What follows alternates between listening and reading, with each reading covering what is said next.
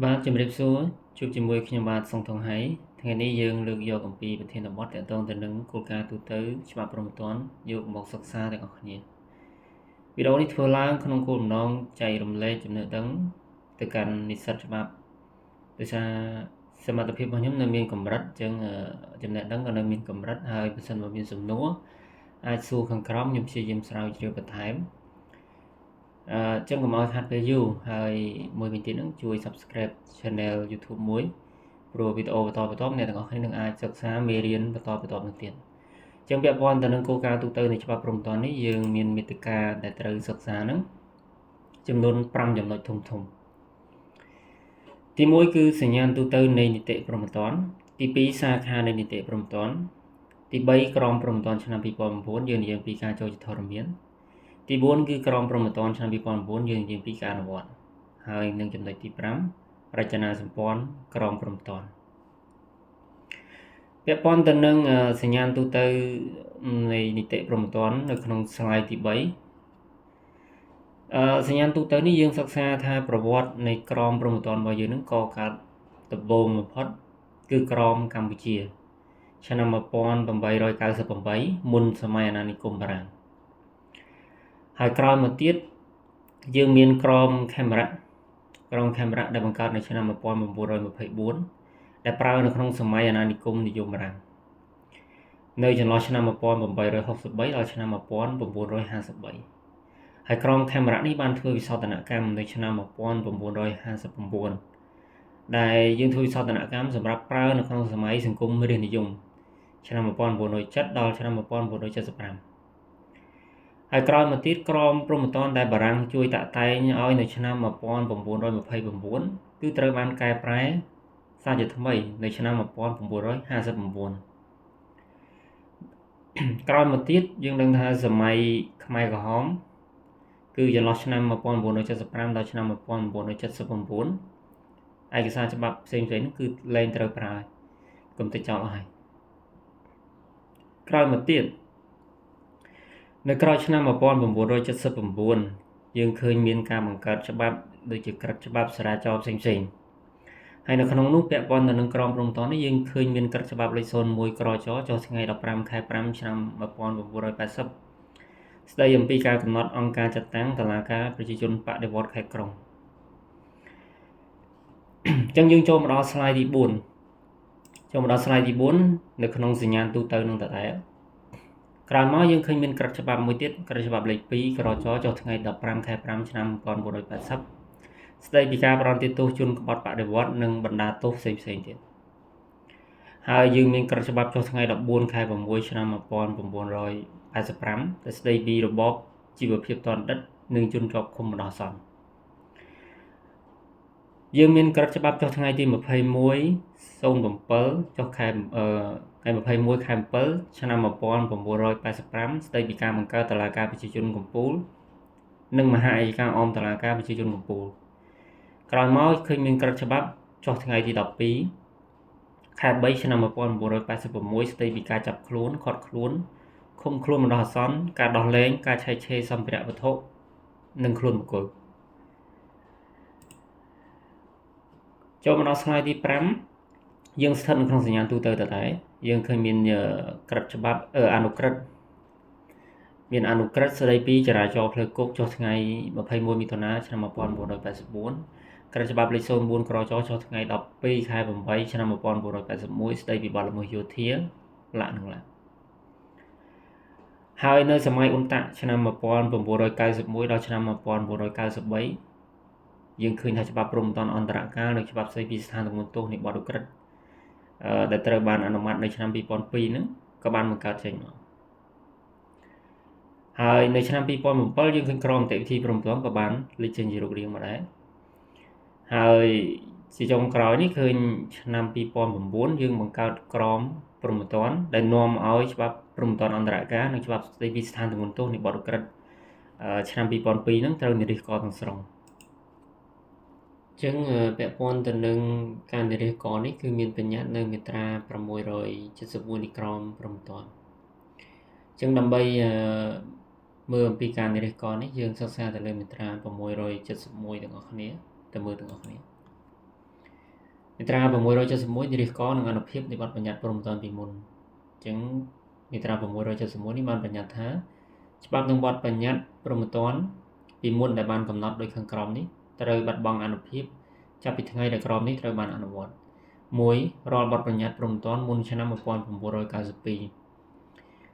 បទបញ្ញត្តិព្រហ្មទណ្ឌនៃបទបញ្ញត្តិស្តីពីប្រព័ន្ធតុលាការច្បាប់ព្រហ្មទណ្ឌនិងនីតិវិធីព្រហ្មទណ្ឌសម្រាប់អនុវត្តនៅប្រទេសកម្ពុជាក្នុងសម័យអន្តរកាល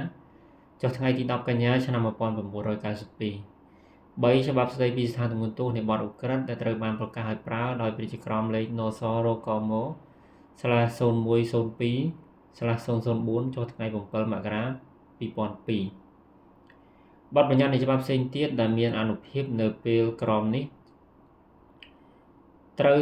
បានអនុវត្តហើយផ្ទុយទៅនឹងបទបញ្ញត្តិនៃក្រមនេះត្រូវចាត់ទុកថាគ្មានអានុភាពត្រឹមទំហំដែលផ្ទុយនឹងក្រមនេះចាប់ពីថ្ងៃដែលក្រមនេះត្រូវបានអនុវត្តប៉ុន្តែបទបញ្ញត្តិព្រហ្មទណ្ឌពីមុនដែលកំណត់នៅក្នុងកថាខណ្ឌទី1កថាខណ្ឌទី2ខាងលើត្រូវបន្តមានអានុភាពអនុវត្តក្រោយការអនុវត្តក្រមនេះចំពោះបទល្មើសដែលត្រូវបានប្រព្រឹត្តមុនពេលក្រមនេះត្រូវបានអនុវត្តលើកលែងតែបទបញ្ញត្តិនៃកថាខណ្ឌទី2មាត្រា668ការអនុវត្តបទបញ្ញត្តិព្រហ្មទណ្ឌដែលឡែកនៃក្រមនេះចំពាក់ព័ន្ធទៅនឹងនិរិះគនឹងអនុភាពនៃបទបញ្ញត្តិព្រហ្មទណ្ឌពីមុននេះយើងបានសិក្សាមិញហ្នឹងមានន័យថាបទបញ្ញត្តិព្រហ្មទណ្ឌមុនឆ្នាំ1992ដែលយើងសិក្សាអំពីប្រភពដែលកើតចេញមកពីដំបូងហ្នឹងគឺនិរិះគដល់ក្រមព្រហ្មទណ្ឌអញ្ចឹងនៅពេលដែលក្រមព្រហ្មទណ្ឌឆ្នាំ2009បង្កើតឡើងនេះគឺគេប្រើក្រមព្រហ្មទណ្ឌច្បាប់ព្រហ្មទណ្ឌអន្តរកាលក៏ត្រូវនិរិះគដែរហើយតកតមួយស្ថានទម្ងន់ទោសនៃបទឧក្រិដ្ឋក៏និរិះគដែរចឹងក៏បីកត់សម្គាល់ត្រង់ចំណុចនេះ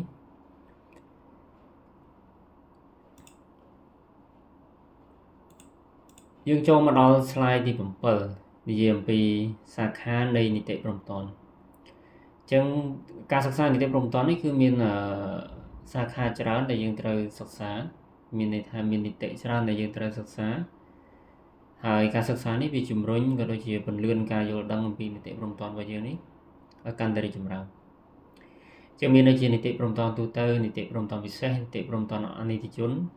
ទំនាស់ទៅនឹងច្បាប់ជនរងគ្រោះដែលជានីតិជននីតិព្រហ្មទណ្ឌអន្តរជាតិ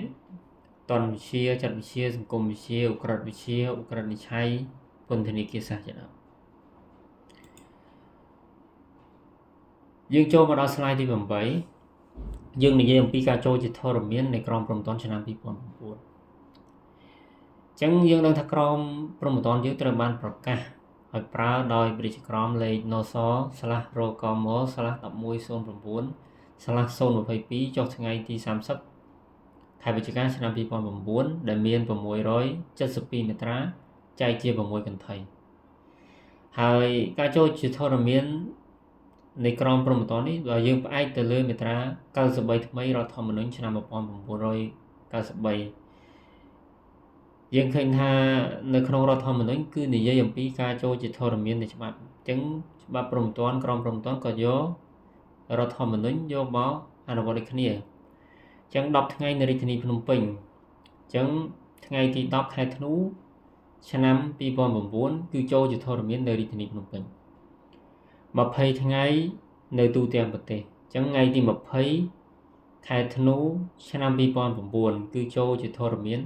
ទូទាំងប្រទេសចឹងយើងមើលក្រមព្រហ្មទណ្ឌការចូលជាធរមាននេះយើងអាចកលេចមើលទៅលើរដ្ឋធម្មនុញ្ញឆ្នាំ1993របស់ប្រជាជាតិកម្ពុជាត្រង់មាត្រា93ថ្មីចឹងបានបញ្ញត្តិថាច្បាប់ដែលរដ្ឋសភាបានអនុម័តនិងព្រឹទ្ធសភាបានពិនិត្យចប់សពគ្រប់រួចហើយត្រូវបានព្រះមហាក្សត្រទ្រង់ឡាយបហលលេខាបកាឲ្យប្រើត្រូវចូលជាធរមាននៅរាជធានីភ្នំពេញក្នុងរយៈពេល10ថ្ងៃគត់ក្រោយពីថ្ងៃប្រកាសឲ្យប្រើនិងនៅទូទាំងប្រទេសនៅរយៈពេល20ថ្ងៃគត់ក្រោយពីថ្ងៃប្រកាសឲ្យប្រើប៉ុន្តែបើច្បាប់នេះបានចែងថាជាការបញ្ញត្តិច្បាប់នេះត្រូវចូលជាធរមានភ្លាមនៅទូទាំងប្រទេសក្រោយថ្ងៃប្រកាសឲ្យប្រើច្បាប់ដែលព្រះមហាក្សត្រទ្រង់បានឡាយបហលលេខាប្រកាសឲ្យប្រើត្រូវចុះក្នុងរាជកិច្ចនិងផ្សព្វផ្សាយនៅទូទាំងប្រទេសឲ្យទាន់ពេលកំណត់ខាងលើ ចឹងដោយផ្អែកតាមមាត្រា93នៃរដ្ឋធម្មនុញ្ញមាត្រា93ថ្មីនៃរដ្ឋធម្មនុញ្ញប្រជាជនកម្ពុជាឆ្នាំ1993យើងអាចទាញទៅលើការចូលជាធរមាននៃក្រមព្រំប្រទានដែលមានចែងនៅ slide ដែលយើងបានសរសេរនៅក្នុង slide លេខ8នេះគឺ10ថ្ងៃនៅរាជធានីភ្នំពេញ20ថ្ងៃទូទាំងប្រទេសពលគឺចូលជាធរមាននៅភ្នំពេញនៅថ្ងៃទី10ធ្នូ2009និងនៅទូទាំងប្រទេសថ្ងៃទី20ធ្នូ2009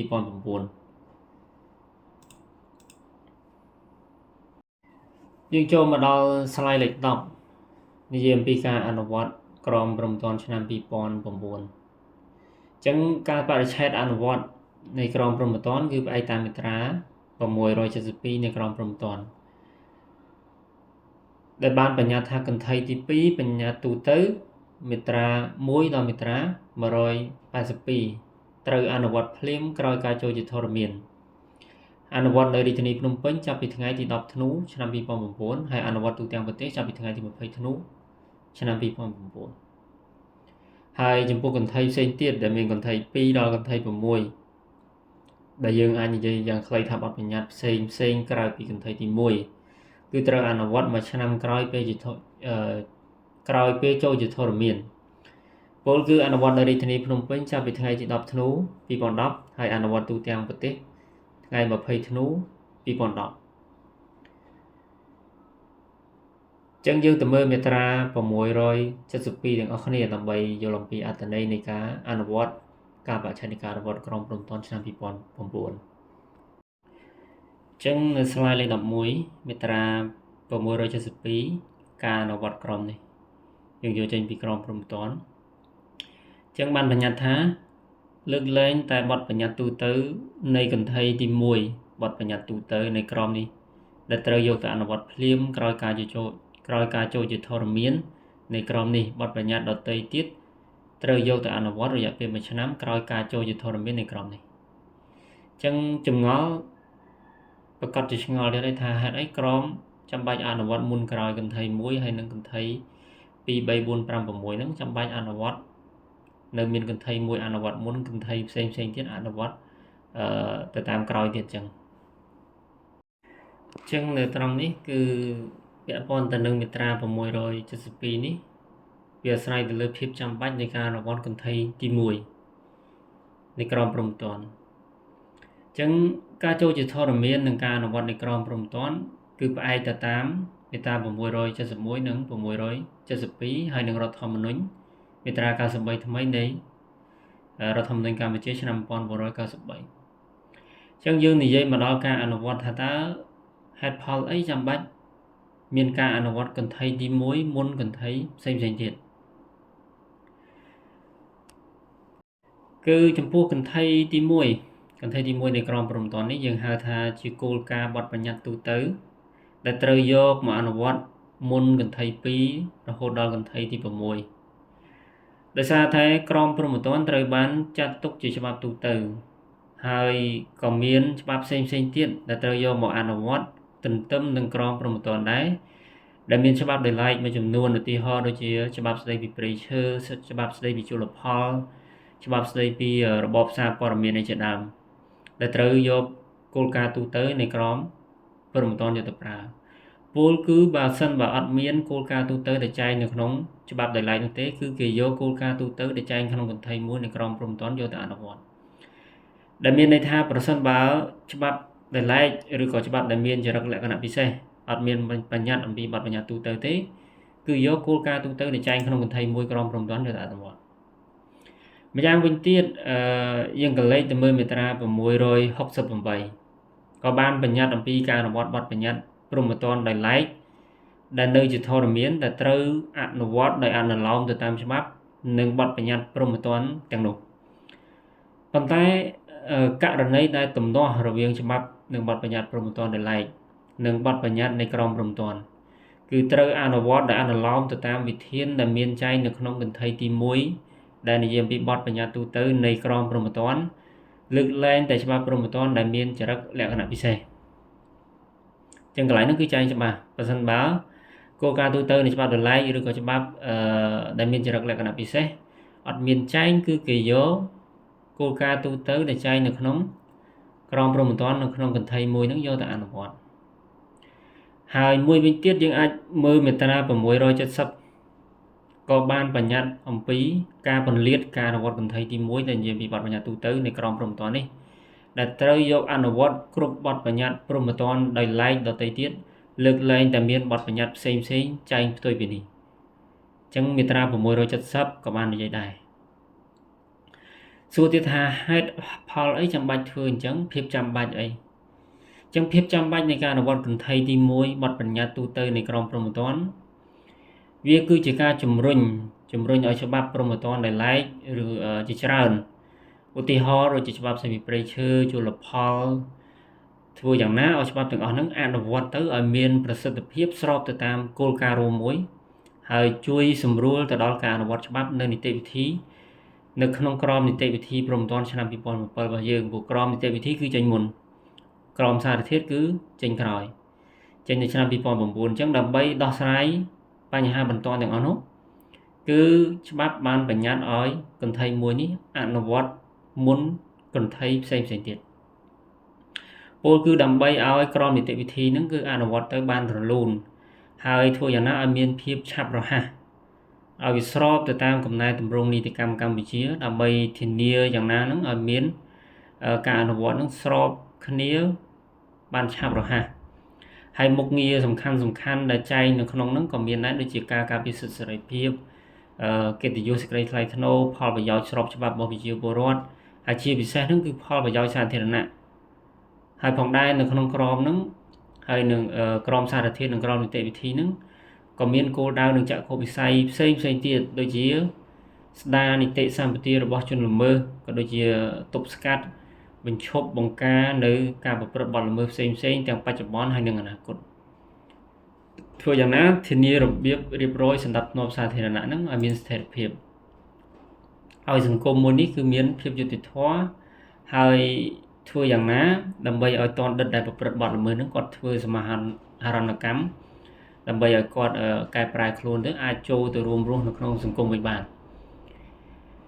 ចឹងសរុបជារួមមកការអនុវត្តបទបញ្ញត្តិទូទៅនៃកន្ធីមួយក្រមព្រហ្មទណ្ឌនេះគឺសំខាន់និងចាំបាច់មានន័យថាវាជាការចំណេញមួយបើយើងរងចាំឲ្យចូលជាធរមាននិងអនុវត្តព្រមគ្នាទាំងអស់គឺយើងត្រូវខាតពេល1ឆ្នាំមានន័យថាកន្ធី2និងកន្ធី3កន្ធី4កន្ធី5កន្ធី6អនុវត្ត1ឆ្នាំក្រោយអញ្ចឹងបើសិនបើចាំឲ្យកន្ធី1ចូលជាមួយគ្នាគឺវាជាខាតមួយខាតពេលវេលាមួយរហូតដល់1ឆ្នាំអញ្ចឹងដើម្បីជួយសម្រួលនៅក្នុងអំឡុងពេលហ្នឹងគឺច្បាប់បានបញ្ញត្តិថាឲ្យកន្ធីមួយហ្នឹងអនុវត្តមុនបាទអញ្ចឹងបាទនេះហើយមួយវិញទៀតហ្នឹងបើសិនបើអ្នកទាំងអស់គ្នាចង់មើលលម្អិតហើយព្រោះខ្ញុំអត់បានដាក់នៅក្នុង slide នេះព្រោះវាច្រើនពេកអាចថានឹងច្រើនពេកយើងអាចមើលនៅក្នុងកន្ធី5អន្តរបញ្ញត្តិចំពុកទួលដែលនិយាយអំពីអន្តរបញ្ញត្តិហ្នឹងមានមាត្រា668ការអនុវត្តបទបញ្ញត្តិព្រហ្មទណ្ឌដែលឡែកមាត្រា669មាត្រា670អញ្ចឹងកន្ធី5គឺមាន3មាត្រាហើយកន្ធី6ក៏អ្នកទាំងអស់គ្នាគួរមើលដែរតើតើមើលអវសានបញ្ញត្តិចំពុកទួលអវសានបញ្ញត្តិមាន2មាត្រាទេគឺមាត្រា671និងមាត្រា672ដែលនិយាយអំពីមាត្រា671ហ្នឹងនិយាយអំពីនិរិះគរនិងអនុភាពនៃបទបញ្ញត្តិព្រហ្មទណ្ឌពីមុនហើយ672ការអនុវត្តក្រមនេះអញ្ចឹងយើងមើលចប់ពីកន្ធីហ្នឹងអាចនឹងទទួលបានព័ត៌មានច្រើនហើយបើសិនបើមានចម្ងល់អីអាចសួរនៅក្នុង comment នេះបានខ្ញុំព្យាយាមរកចម្លើយហើយបើសិនបើខ្ញុំបកស្រាយទៅនេះអាចថាមានចន្លោះខ្វះខាតអីសូមជួយ comment ខាងក្រោមកែលម្អយើងអាចនឹងពិភាក្សានិងអាចសិក្សាទាំងអស់គ្នាឥឡូវកុំឲ្យខាតពេលយើងចូលមកតកតងនឹង slide ទី12គឺរចនាសម្ព័ន្ធក្រមព្រហ្មទណ្ឌរចនាសម្ព័ន្ធនៃក្រមព្រហ្មទណ្ឌគឺដោយតែបានលើកអំពីខាងដើមក្រមព្រហ្មទណ្ឌមាន672មាត្រាចែកជា6កន្ធីកន្ធីទី1បទបញ្ញត្តិទូទៅមាត្រា1ដល់មាត្រា182កន្ធីទី2និយាយអំពីបទល្មើសប្រឆាំងទៅនឹងបុគ្គលមាត្រា183ដល់មាត្រា352កន្ធីទី3 បទល្មើសប្រឆាំងនឹងទ្រព្យសម្បត្តិមាត្រា353ដល់មាត្រា432កន្ថៃទី4បទល្មើសប្រឆាំងនឹងជាតិចាប់ពីមាត្រា433ដល់មាត្រា667កន្ថៃទី5អន្តរបញ្ញត្តិមាត្រា668ដល់មាត្រា670កន្ថៃទី6អវសានបញ្ញត្តិមាត្រា671មាត្រា672ហើយរចនាសម្ព័ន្ធនៃក្រមព្រហ្មទណ្ឌនេះយើងឃើញលំដាប់លំដោយនៃការបញ្ញត្តិនៅក្នុងក្រមព្រហ្មទណ្ឌនេះគឺចាប់ផ្ដើមដោយកន្ថៃបន្ទាប់មកមានមាតិកាបន្ទាប់មកទៀតគឺមានចម្ពោះបន្ទាប់មកមានផ្នែកហើយបន្តមកទៀតកថាភាគហើយបន្ទាប់ពីកថាភាគគឺមានមាត្រាបន្ទាប់ពីមាត្រាគឺមានវាក្យខណ្ឌហើយនិងកថាខណ្ឌហើយគួរកត់សម្គាល់ដែរនៅក្នុងនេះមាត្រាមានទីទេពូចែងក្នុងក្រមអត់មានទីទេយើងពេលអានមានទីគឺខុសហើយបើកន្ថៃគឺមានទីកន្ថៃទី1កន្ថៃទី2ដល់កន្ថៃទី6ហើយមាត្រាអត់មានទីទេមាត្រាគឺមាត្រា1គឺមាត្រា1យ៉ាងហ្មងអត់មានទីទេចឹងថ្ងៃនេះយើងរៀនត្រឹមរចនាសម្ព័ន្ធហើយភាគ2យើងនឹងនិយាយអំពីគោលការណ៍ទូទៅហើយបង្ហើបតិចទៅភាគ2ហ្នឹងគោលការណ៍ទូទៅមានដូចជាវិធានជាមូលដ្ឋាននៃនីតិព្រហ្មទណ្ឌខ្មែរគោលការណ៍និយាយអំពីការកំណត់បទល្មើសគោលការណ៍នៃឆានគោលភាពនៃបទល្មើសនិងទោសគោលការណ៍នៃភាពបិណ្ឌបតិសកម្មនៃច្បាប់ព្រហ្មទណ្ឌគោលការណ៍កំណត់ធាតុចេតនាគោលការណ៍បំណត់ស្រាយច្បាប់ព្រហ្មទណ្ឌគោលការណ៍ប្រកាសទោសហើយក៏ដូចជាលក្ខខណ្ឌនៃការអនុវត្តច្បាប់ព្រហ្មទណ្ឌកម្ពុជាអញ្ចឹងគោលការណ៍ទូទៅនេះយើងរៀននៅភាគបន្ទាប់អញ្ចឹងវីដេអូនេះគឺមានត្រឹមរចនាសម្ព័ន្ធក្រមព្រហ្មទណ្ឌអរគុណច្រើនជួបគ្នាវីដេអូក្រោយ Complete Subscribe ដើម្បីទទួលបានព័ត៌មានក៏ដូចជាការ alert អំពីវីដេអូក្រោយយើងនឹងបានសិក្សាទាំងអស់គ្នាបន្តទៀតអរគុណច្រើន